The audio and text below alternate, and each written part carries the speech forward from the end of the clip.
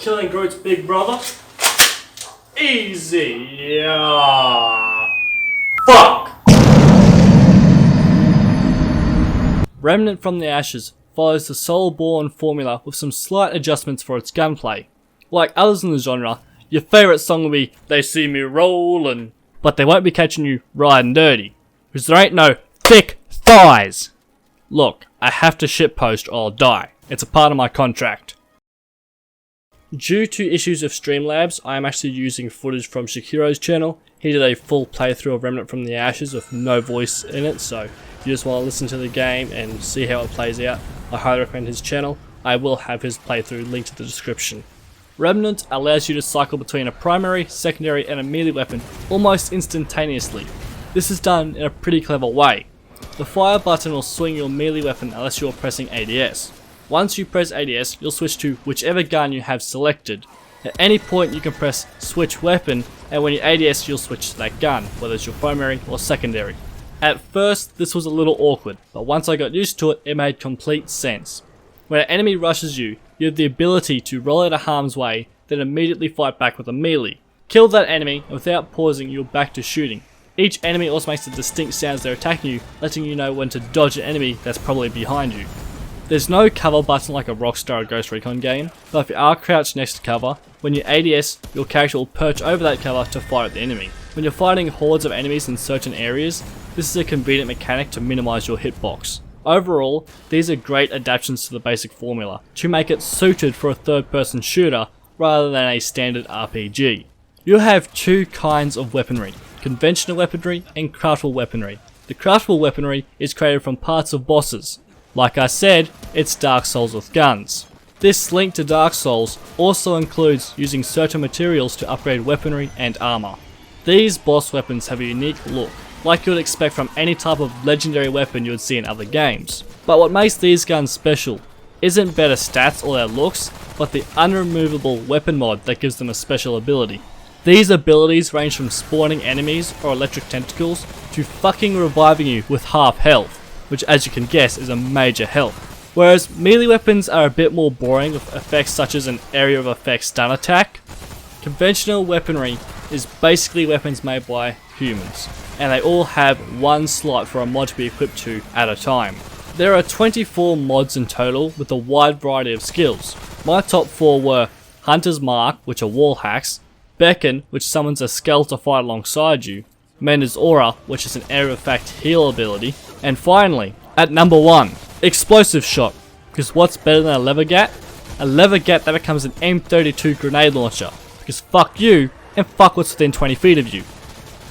These can be combined with various guns to create new strategies and adapt to each world's enemies. If playing with friends, you can all have a specific role to make boss fights far easier, although you can complete this entire campaign as a solo player without wanting to smash your PC or console. The guns themselves, if you ignore the mods, are fairly well balanced. Obviously, mods can change things up because machine guns are going to benefit from effects like Hot Shot, which stack far more than a slow firing sniper rifle.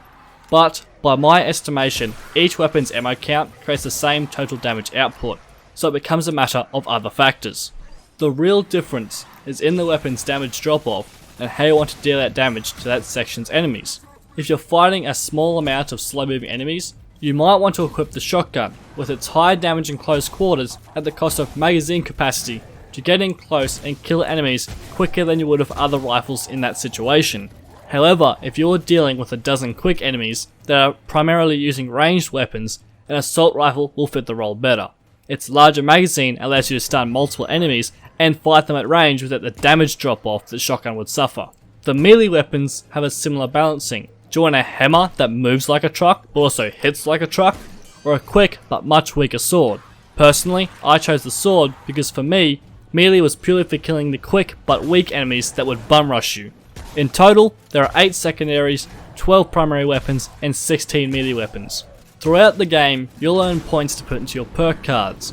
Some of these cards you'll start with, and the rest you'll earn as you play through the game and do the requirements on purpose or accidentally. It's basic upgrades like health, stamina and reload time. Nothing that special. Armor also has an interesting system. There's weight thresholds like other Soulsborne games that will adjust your rolling speed and responsiveness. Each armor also has 2 bonuses. A full set will give you a secondary bonus, whereas a single piece of armor will give you 1 primary bonus.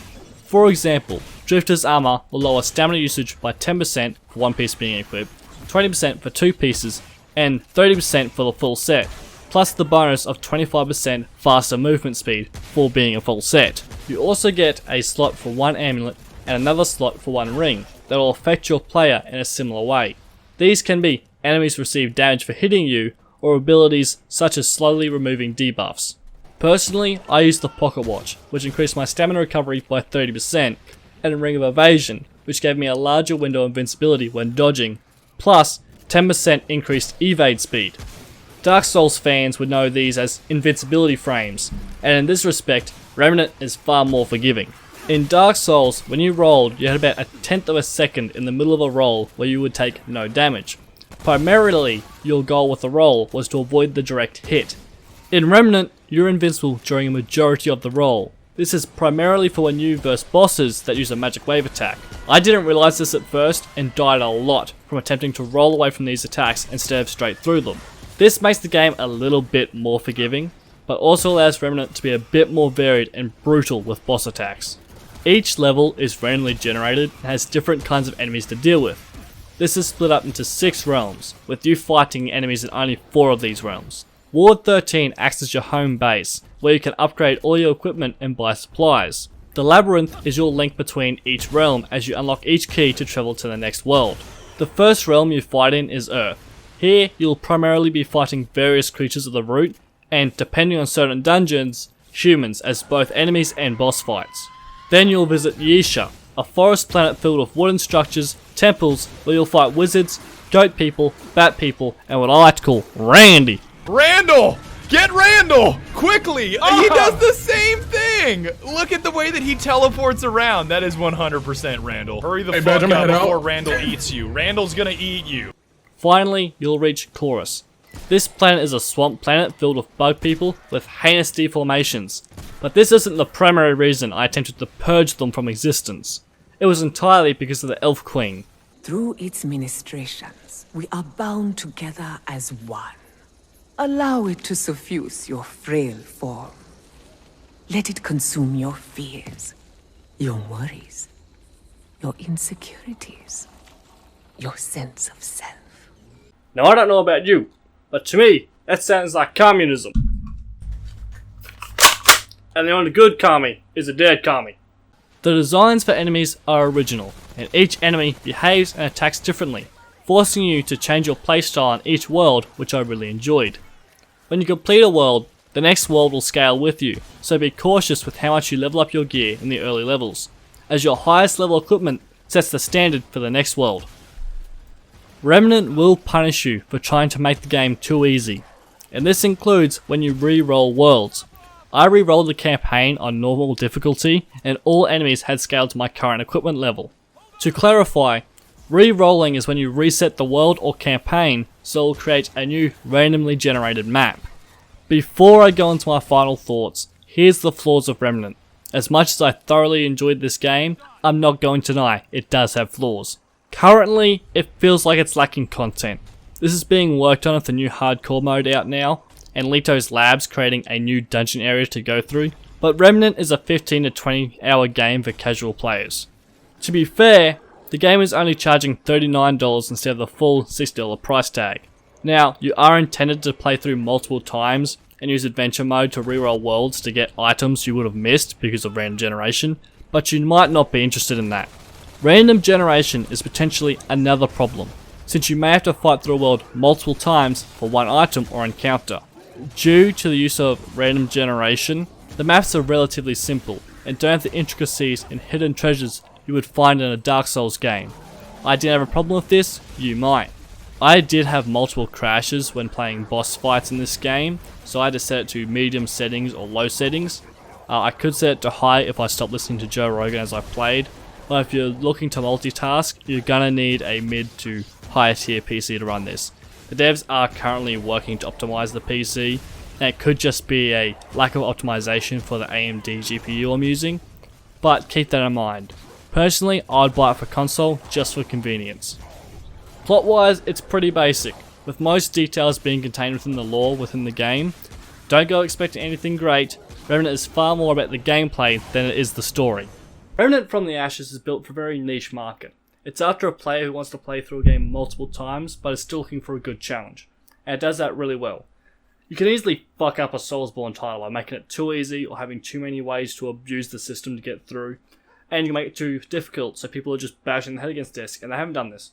Which means they've had a really good understanding of the game, and they continue to support it now and create more content for it. Which I'm glad to see, since it did feel like it was lacking content. Overall, the game met all my expectations.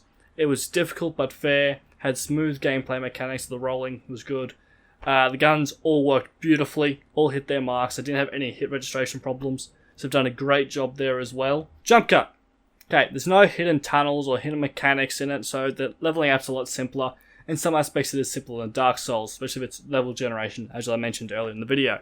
But I recommend the game. I thoroughly enjoyed my time with it. It all plays smoothly. I don't see any problem with buying it. Just for a $40 price tag, that's a lot cheaper. In Australia I think it's $70, but it's still a $30 discount over here. Thank you guys for watching. I do appreciate you taking the time out of the day to watch it. If you did enjoy it, or you want to show someone else this review, please do. It does help the channel. Basically, the only way I'm going to get any sort of recommendations is through people actually sharing it on Twitter and Facebook and such. This is kind of ad-libbed, which is why it's kind of shit. Anyway, I do genuinely appreciate it. I know I've been very, very slow on updates and making new content. That was because I was in uni. I'm currently on uni break, so I'll be making videos again. I've read a couple in the works after this. Already working on one more script for a review, and I've got another video I'm currently editing. So, thank you for watching again. I really do appreciate it. Please share the video. It's the only way this channel grows. Have a good one. Fair dinkum Dave out.